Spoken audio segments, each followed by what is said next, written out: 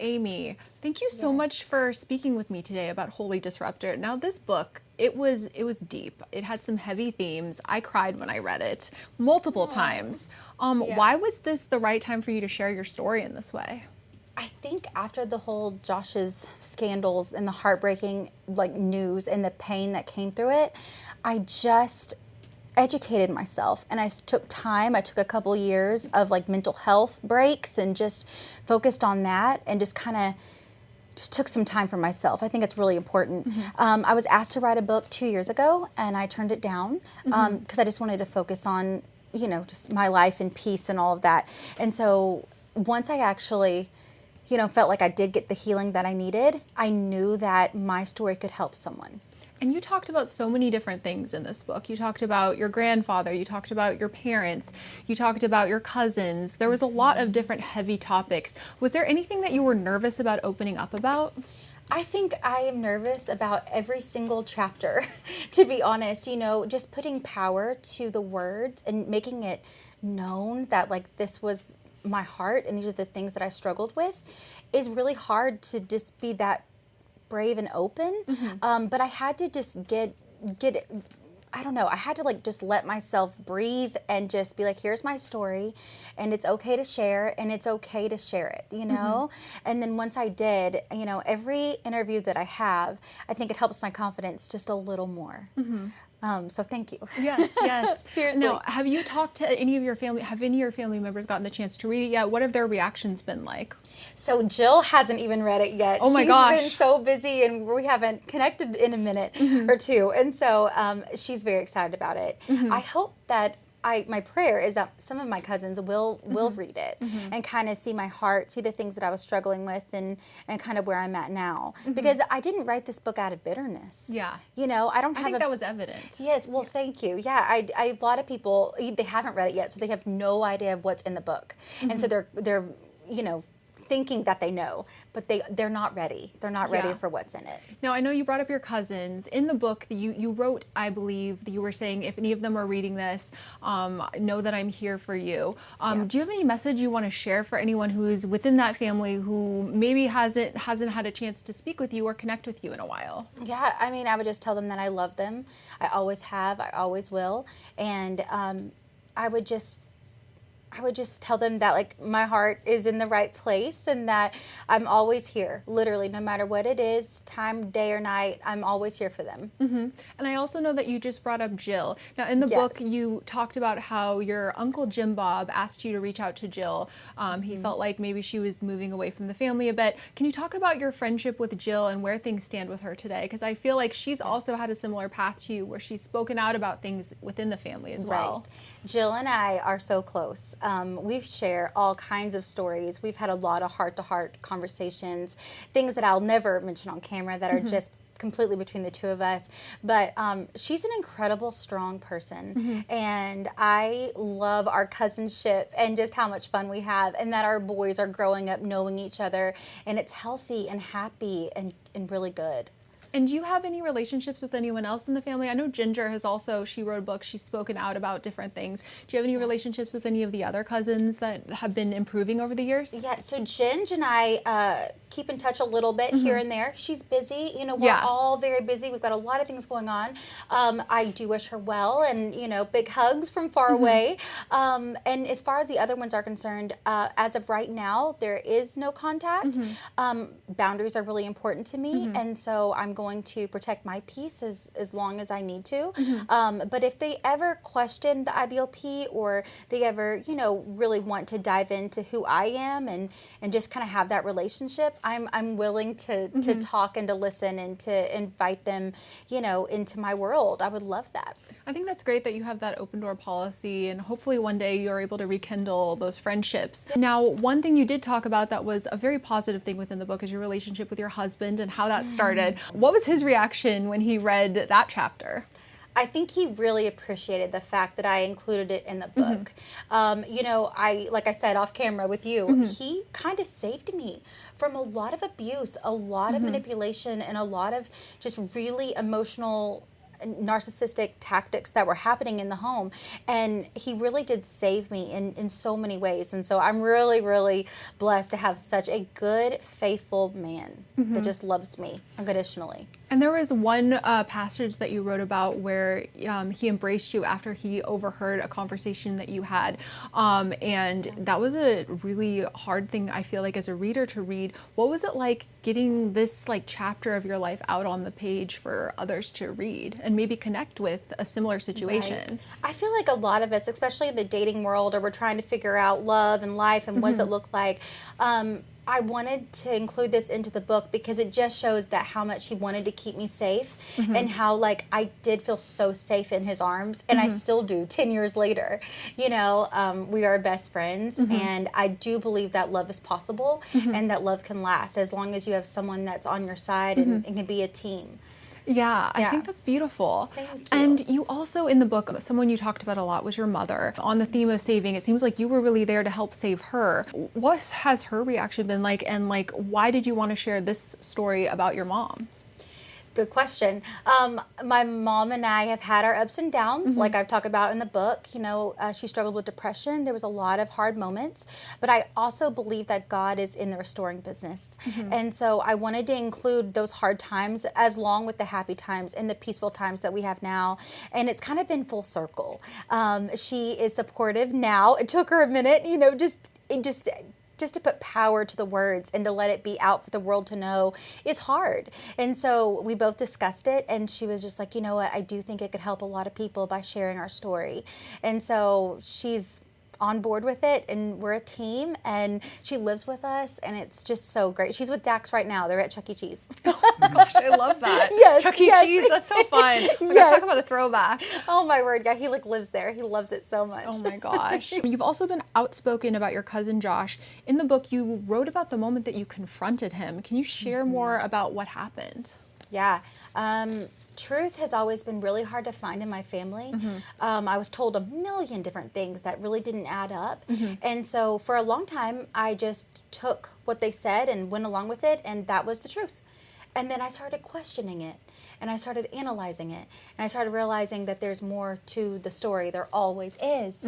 And so for me, I just wanted answers, and I was going to find them one way or another.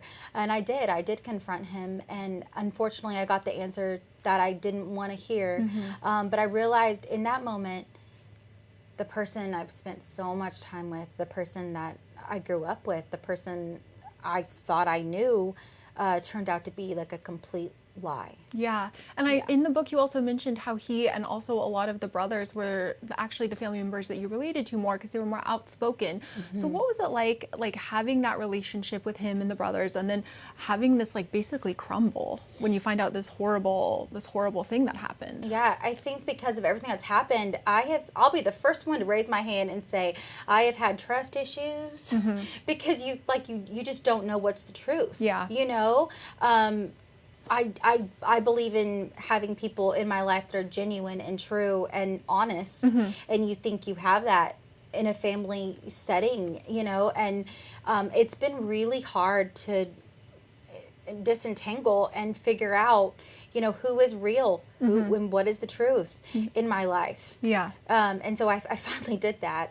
And so, yeah, it was crazy to write about. Yeah. Crazy. Despite what has happened with him going to prison, his wife has stuck by his side. Why do you believe that she's done that? Unfortunately, I really don't have much to say other than the fact that I can't speak for Anna. I know what I would do differently. Yeah. I know I'd be packing my bags, and, you know, I'd be changing my life around, and I'd be getting some serious therapy. But that is something that I would do, but I can't speak for Anna. Yeah. And you also talked about how Jim Bob and Michelle reacted when you were questioning them about what was going on. What do you think, like, looking back and seeing their reactions? You said Michelle, she was very, like, happy, like, she didn't really say much, and then Jim Bob just completely blew you off. Yeah, I felt very dismissed when I had questions that would come up. Something felt really heavy inside of me, really hard to explain, but kind of when you know something is off, but you don't know what it is. It's in that moment where you're just like, am I crazy or what's going on? And it was like that. And I asked several times about several different things, and I was just completely dismissed. Yeah. Yeah. Now, do you think that there's some hope that the family dynamic with your cousins could ever shift one day? Or what do you think about that? Yeah, if it does shift, I think that will be wonderful and healthy. I think it's okay to question what you've been taught. I think it's okay to believe in your basic instincts. I believe that God made us who we are for a reason. And when something feels off and, your heart is in chaos, there's a reason for that. There's a reason why I had those questions for so many years and so many things that weren't adding up. And so, if things change and shift, I'm going to be right there. Now, I also wanted to ask, so you also wrote that a small part of you had empathy for Josh. Can you expand more about that?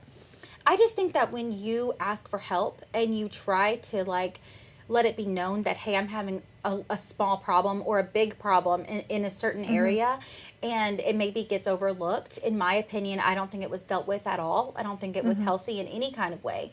And so in that moment, he was trying to say, hello, something is wrong here. Please help me. In my opinion, I'll have to put that, legally, I don't know what's going to happen. So for me, I just want to put that out there. But I do believe that he tried. I don't know how much. I wasn't there for that conversation, but my grandma did tell me that he did try.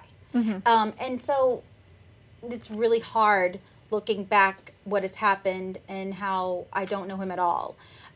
It's a very small part of me that just says, man, I wish you would have gotten the help that you deserved and needed back then. And when's the last time that you've been in contact with your aunt and uncle? I know you talked a lot about boundaries and that's important, obviously. Yeah, so it's been after the first scandal. I really haven't had much contact at all, haven't been over to the house at all. Just, focus on my life now. It is peaceful. It is good. Like the people that are surrounded my life, I've realized that family can be chosen. No, definitely. And it doesn't have to be DNA and a bloodline in order to make people family. And so I'm just surrounded by really, really good people now. And I'm so appreciative and just I'm living at peace now. Yes. I don't know if you can see, but it's evident. My face is I feel lighter than a feather. Really. And I feel like writing this book must have been cathartic for you as well, 100%. Sharing the story. Looking towards this next chapter in your life, what are you hopeful for? I'm hopeful that more people will start figuring out if they can be holy disruptors in their own life. They can set boundaries and they can look at toxic patterns and cycles that maybe they've believed and really question it and make sure that it's something that aligns with who they really are. I feel like so many people are silenced and judged and unfairly labeled and mistreated, and it's time to stand up. And so I don't know what's next. I don't know if it's a podcast. I don't know if it's a children's book. I don't know what my next chapter will be, but I really enjoyed writing, and who knows, there could be more. I co-signed the podcast. I would listen. Oh, I feel like you need. Yes, I feel like you need that. I feel like there's a lot more to say, and I have been silenced for a really long time, and so I would love to just let the mic flow for whoever wants to speak truth into other people's lives. No, I think that'd be really interesting. I'm co-signing this one. You need a podcast. Okay, I like it. No, I also wanted to quickly ask about the title, Holy Disruptor. I know in the book you explain where that title came from, but for our viewers who haven't had the chance to read it yet, could you share about that? Yeah, Holy Disruptor is such a special title. I met with my mentor a long time ago when I was really struggling and being like, why am I in this family? What is my purpose? What is my future? I feel like such a loser. I feel lower than dirt. Who am I? Because I'm being called crazy and I'm not. And that was really hard. And so I met with her at lunch and she was just like, Amy, she's like, I'm sorry that you're going through this. Clearly, that's not who you are. A holy disruptor is someone who confronts evil head on and isn't afraid to be brave in hard times. And someone who just looks at it for what it really is, And so she was like, just to remind yourself, you are a holy disruptor and don't ever forget it. And so I just kind of bottled that up and kind of kept that in the back of my mind. And I was like, okay, if I ever get a chance to write my story or tell in a big way, all the things that's happened, I would love that to be the title of a book. And to see it full circle. And now Holy Disruptor is what it is today. Is just, it's such a God wink.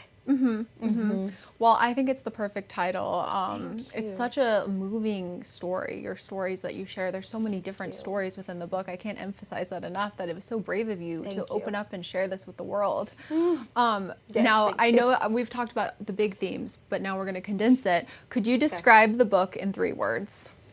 Oh my goodness. Truthful, bold, and it's like a roller coaster. A roller coaster. I am taking the readers and the listeners on a journey. I start from the beginning of my childhood, and even before that, all the way up until now, and just the things that I've learned and life lessons that hopefully can carry on into their own world and their own life and their own relationships. Yeah, you went really deep. I feel like in Thank you. ways that I wasn't even expecting with Thank your you. backstory, within your family, yourself, the stories that viewers have no idea what happened to you. Right. So I commend you for being so brave and you. for sharing this with with the world. Thank you so much. It was the hardest project I've ever worked on, but I knew that, like, someone out here that's listening to this interview, it's going to help someone, you know, it's going to help them be like, oh, I've been gaslighted. I've been love bombed.